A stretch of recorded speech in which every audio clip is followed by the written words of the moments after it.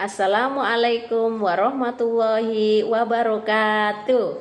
Perkenalkan, nama saya Nurlela, NIM 8575800038. Di sini saya akan membahas tentang penanganan anak berkebutuhan khusus dengan dosen pengampu Ibu Widya Ayu Marliana MPD. Sebelum saya mulai, saya akan memulainya dengan yel-yel terlebih dahulu. 1, 2, 3. Happy ye ye ye, happy ye. Aku senang jadi guru inklusi. Siang aku terkenang, malam jadi impian. Cintaku semakin dalam. Tepuk semangat. I am the best. You are the best. We are the best. Semangat. Yeay. Anak dengan gangguan bahasa ekspresif, yaitu artinya ialah anak yang mengalami gangguan komunikasi dengan memiliki kesulitan dalam menghasilkan tuturan kata atau tuturan suara. Biasanya menggunakan bahasa ujaran atau bahasa isyarat, atau mengalami kesulitan dalam memahami apa yang dikatakan oleh orang lain. Misalnya ada anak yang menginginkan susu. Nah, susu tersebut ada di atas meja, tapi dia menginginkannya hanya dengan menggunakan bahasa ujaran. Misalnya dia hanya menunjuk-nunjuk atau hanya mengeluarkan suara gitu. Tapi kemudian ayah bundanya melihatnya, jadi bundanya paham, oh anaknya mau minta susu, langsung kasihkan. Nah, ini susunya gitu. Jadi seperti itu setiap hari, makanya anak itu akhirnya cenderung malas untuk mengeluarkan kata-kata untuk menginginkan sesuatu.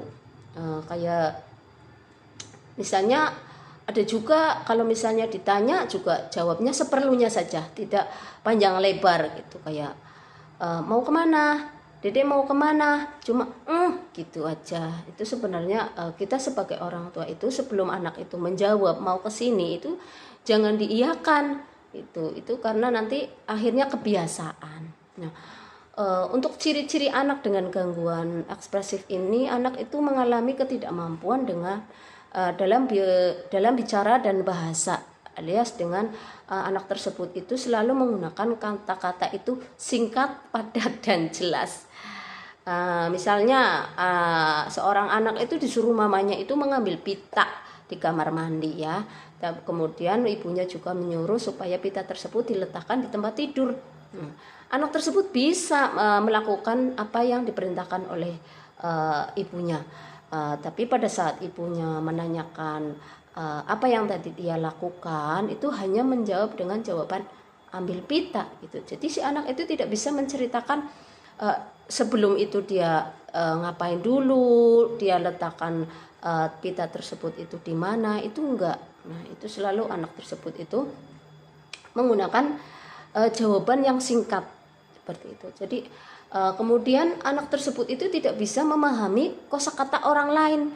Nah, contohnya itu kayak misalnya kita ya orang Jawa gitu loh, masuk ke tempat yang banyak orang Sunda gitu. Misalnya kalau memang kita itu ditemani oleh kerabat kita yang tahu bahasa Sunda, itu pasti kita akan ada yang menerjemahkan ya. Tapi kalau misalnya kita datang ke sana itu tanpa ada seseorang yang memahami bahasa tersebut, kan sama saja kita frustasi karena kita ditanya apa tapi kita juga tidak paham dan tidak bisa menjawab apa gitu kan. Akhirnya kita kan marah sendiri. Itu seperti itu.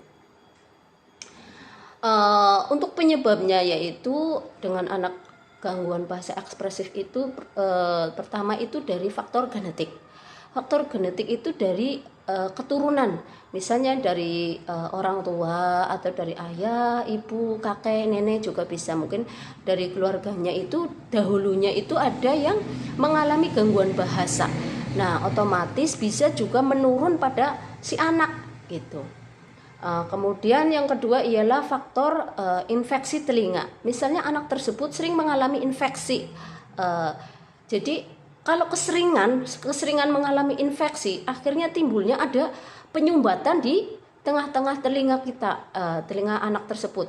Nah, akhirnya si anak itu mengalami kesulitan untuk menangkap suara atau menangkap kayak ada kata-kata misalnya dipanggil gitu ya, itu akhirnya dia terlambat untuk mendengar gitu. Nah, jadi itu yang penyebabnya si anak itu mohon maaf itu bisa jadi bisu ya, atau tuli karena saking seringnya dia kena infeksi telinga, jadi ada kesulitan gitu. Jadi sebagai orang tua itu kalau memang melihat anaknya itu sering mengalami infeksi telinga, itu sebaiknya langsung dibawa ke dokter THT supaya mendapatkan penanganan secepat mungkin.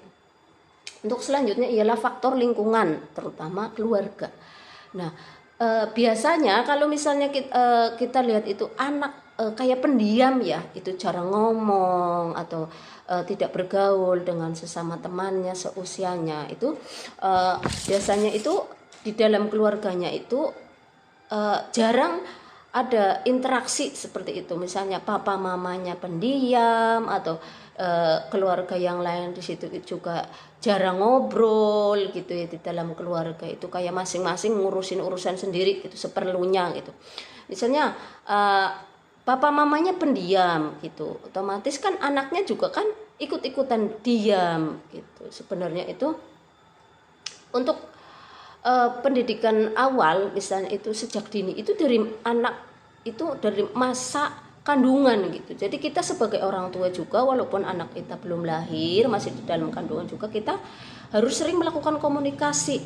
Nah, nanti jadi anak itu tahu gitu. Jadi komunikasi sejak dini itu memang sangat penting. Itu bisa membantu nanti anak-anak kita juga paham dengan kata-kata yang dari kita sekedar hanya menanyakan, halo Dede, lagi ngapain sayang, itu sudah makan, itu juga penting gitu ya. Kemudian untuk penanganannya, nah untuk penanganannya itu sebaiknya itu kita memang sebagai orang tua itu juga sering melakukan komunikasi dengan anak-anak, walaupun hanya sekedar menanyakan habis ngapain atau sudah makan ya. Kita juga sering sesibuk-sibuknya orang tua juga luangkan waktu kita yang untuk anak-anak, misalnya sambil nonton TV bareng atau sambil makan bareng. Kadang gitu anak-anak juga kadang perlu kedekatan dari orang tua gitu. Pasti mereka juga akan merasa senang ya apabila kita sebagai orang tua itu sering menanyakan kegiatan mereka gitu. Kemudian yang kedua ialah mengetahui minat anak. Misalnya kadang kan anak menginginkan, mama saya pengen renang kayak teman-teman gitu. Tapi kadang kita sebagai orang tua karena sibuk dengan urusan masing-masing, jawabannya iya nanti.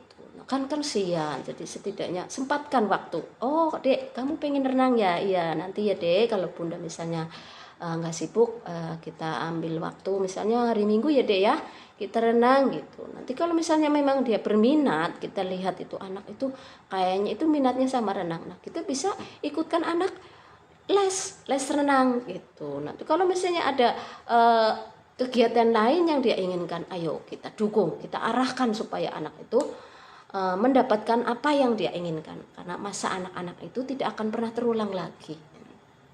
Misalnya anak suka menggambar, kita juga bisa menyediakan, kita bisa memfasilitasi anak dengan buku gambar, krayon, pensil, penghapus gitu.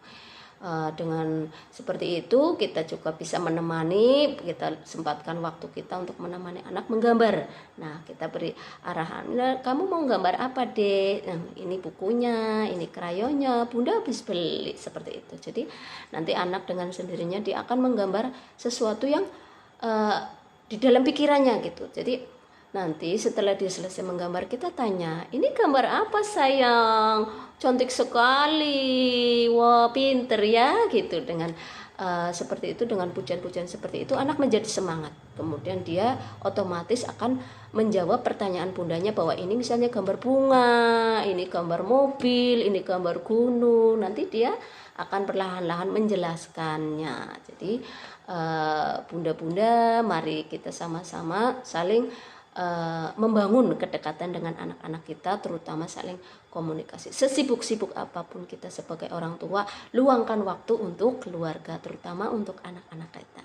Demikian penjelasan dari saya. Mohon maaf apabila ada kekurangan, saya akhiri. Wassalamualaikum warahmatullahi wabarakatuh.